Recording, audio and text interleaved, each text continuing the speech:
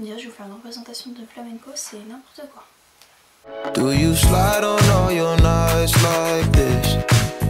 Salut tout le monde, je vous retrouve aujourd'hui pour la partie 2 de mes produits terminés. Parce que comme je vous ai dit dans la première vidéo, si vous l'avez vu, si vous ne l'avez pas vu, c'est en barre d'infos.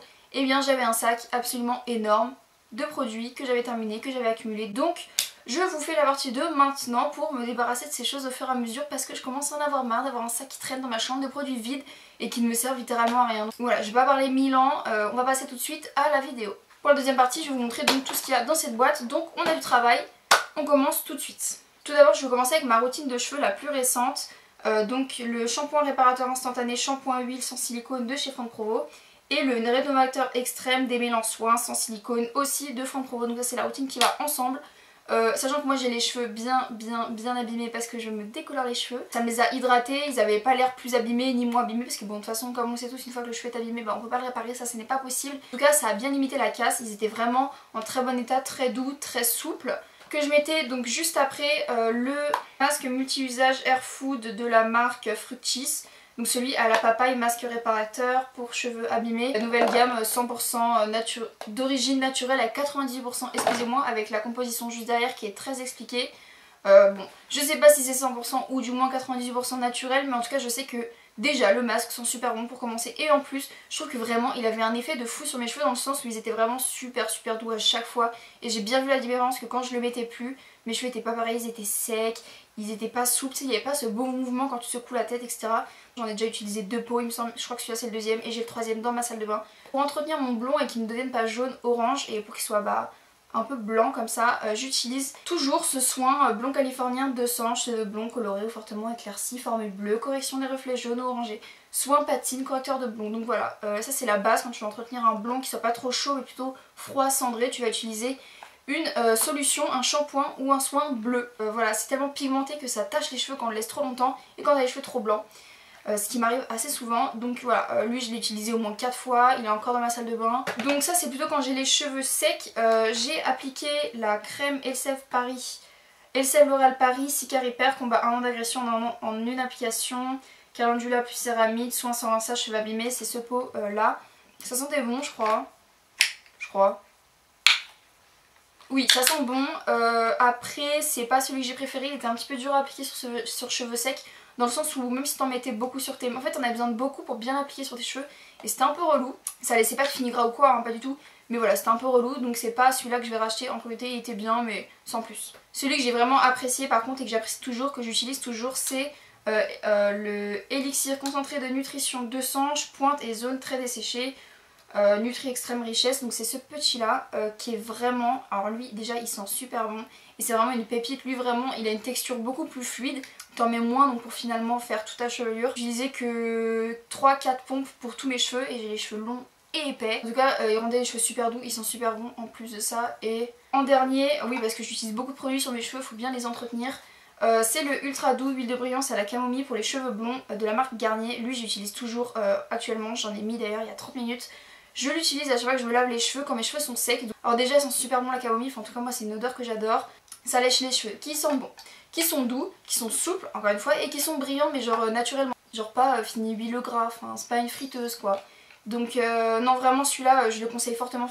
Ah non, j'en ai oublié celui-là aussi, ce spray là de Sange, soin lissage, écran de protection, cheveux frisotants, difficile à coiffer, lisse absolue, protège de la chaleur, anti-frisottis, anti-humidité. Alors comme on peut s'en douter, je ne l'utilise absolument pas pour mes frisottis et pour mes cheveux difficiles à coiffer. C'est pas le cas hein, on est bien d'accord. Je l'utilise lorsque je vais appliquer de la chaleur à mes cheveux, c'est-à-dire quand je les boucle, quand je les lisse. C'est pas une utilisation quotidienne parce que je ne fais pas ça tous les jours. En fait j'ai fait la comparaison que quand je l'utilisais pas avant le lissage, bouclage et quand j'utilisais après, surtout après le lissage, ça se remarque beaucoup. Mais j'ai les cheveux qui sont beaucoup plus doux, beaucoup plus souples. De toute façon un cheveu sain c'est un cheveu souple qui ne pointe pas. En gros pour savoir si vos cheveux sont sains, vous faites ça. Et si là ça tombe pas, c'est qu'ils sont pas très sains. Là ça tombe pas hein. Mais là ça tombe. Donc voilà, en gros ça c'est un peu le test ultime pour les cheveux longs. C'est comme ça qu'on voit si vraiment ils sont trop rêches, s'il faut les couper ou pas. Et voilà, donc lui je l'utilise en tant que protection chaleur, anti-chaleur. Et je l'ai déjà racheté parce que je l'utilise et je l'ai encore utilisé aujourd'hui. Je vais rapidement faire les 3 gels douche que j'ai là. Donc ce sont 3 Garnier ultra doux. Le premier c'est à l'huile d'argan et de camélia, donc en grand format comme ça. Perso l'odeur elle m'a pas marqué, je suis pas super fan. Il est sympa, il est agréable hein, mais bon. C'est pas mon style d'odeur, donc c'est vraiment pas une priorité, je le rachèterai pas, ça c'est sûr. Après il est bien, il nettoie bien, il est très agréable sur la peau, mais pour l'odeur c'est non. Il y avait aussi celui à l'huile d'argan du Maroc et fleur de jasmin. Pour moi ça sent pas trop le jasmin alors que j'adore cette odeur. Pareil, l'odeur m'a pas marqué, je suis pas très fan, il était très agréable. L'odeur c'est pas ça non plus. Et le dernier, mon préféré, c'est celui au lait d'amande et à la fleur d'oranger.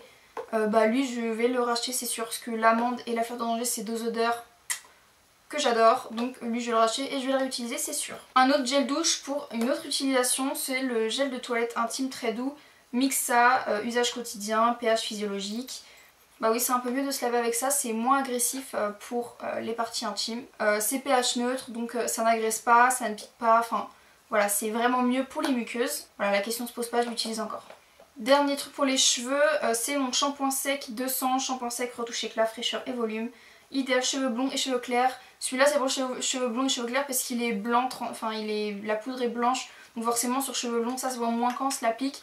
Et il en existe un aussi spécialement pour les bruns, brunes, cheveux noirs, où vraiment la matière qui se dispose est brune en fait, comme ça vous n'avez pas de dépôt blanc dans les cheveux, vous savez c'est pas très beau. Il tient très bien, il fait vraiment bien son job, il sent pas mauvais en plus, alors qu'un shampoing sec normalement ça sent pas très bon.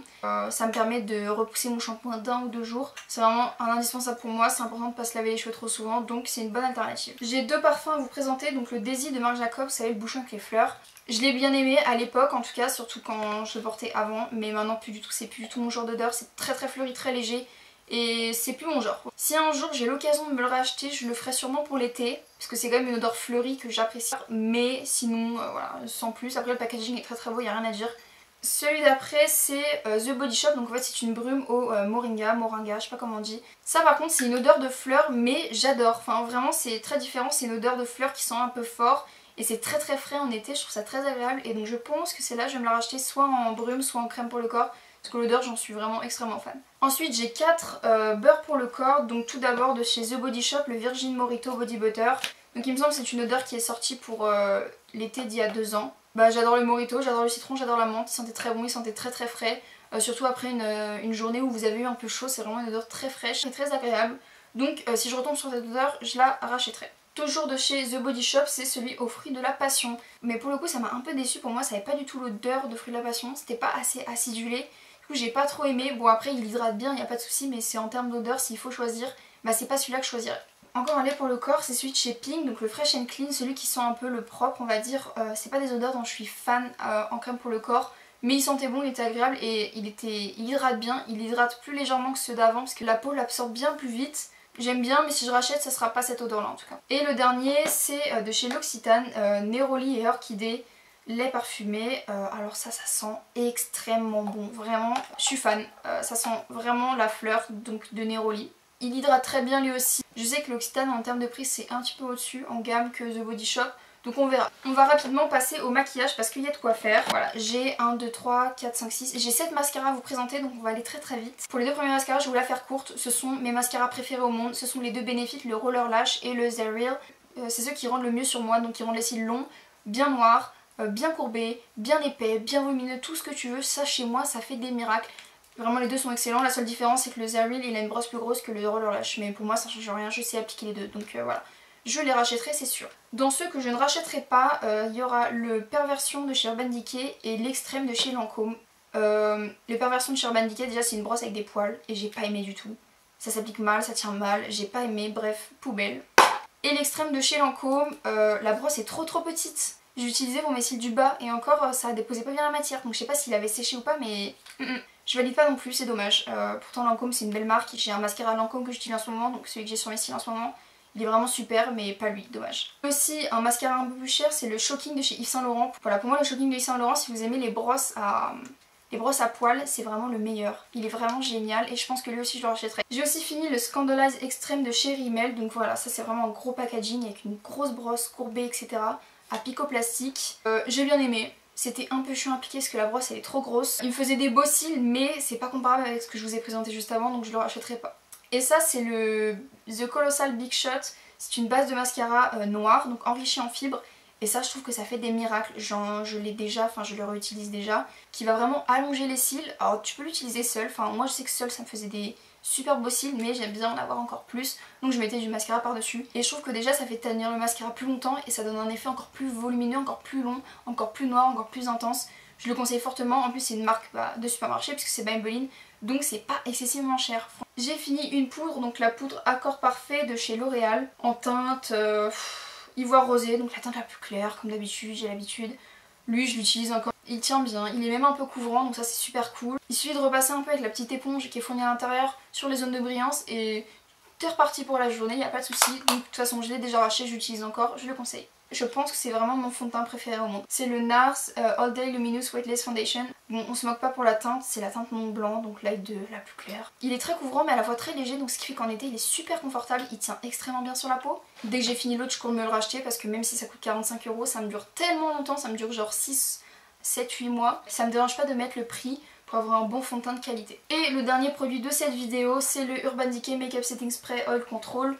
Donc c'est un spray fixateur de maquillage pour contrôler l'huile sur le visage. Il est vraiment extrêmement bien, je le conseille énormément, surtout pour les peaux grasses et qui brillent facilement. Lui je le mets pas tous les jours parce que je mets pas un setting spray tous les jours, ça ne sert à rien à mon sens, sauf si vraiment tous les jours tu portes ton maquillage de 9 h du matin jusqu'à 23 h, mais ça m'étonnerait donc c'est pas la peine. Mais je le portais vraiment souvent pour aller en soirée, pour aller en boîte, pour sortir, ça tient extrêmement bien. En attendant je m'en suis racheté un autre. En attendant après avoir fini celui-là je me suis acheté le All Nighter by Urban Decay. Apparemment ce sont les deux meilleurs de chez Urban Decay et lui honnêtement il est tout aussi bien. Je saurais pas faire la différence entre les deux, mais en tout cas dès que j'aurai fini celui-là je rachèterai celui-là ou celui-là, enfin peu importe, les deux pour moi ils sont très bien. Donc voilà, c'est tout pour la vidéo, j'espère que j'ai été assez rapide. Comme d'habitude, n'hésitez pas à me soutenir en vous abonnant, si vous êtes nouveau sur la chaîne déjà, bienvenue. En laissant aussi un commentaire, un pouce en l'air ça fait toujours plaisir aussi. N'hésitez pas à me rejoindre sur mes réseaux sociaux où je suis plutôt active, donc Twitter et Instagram c'est le même identifiant, c'est Alison Morel, et Snapchat Alison-MRL. En tout cas j'espère que la vidéo vous aura plu et je vous dis à bientôt dans une prochaine.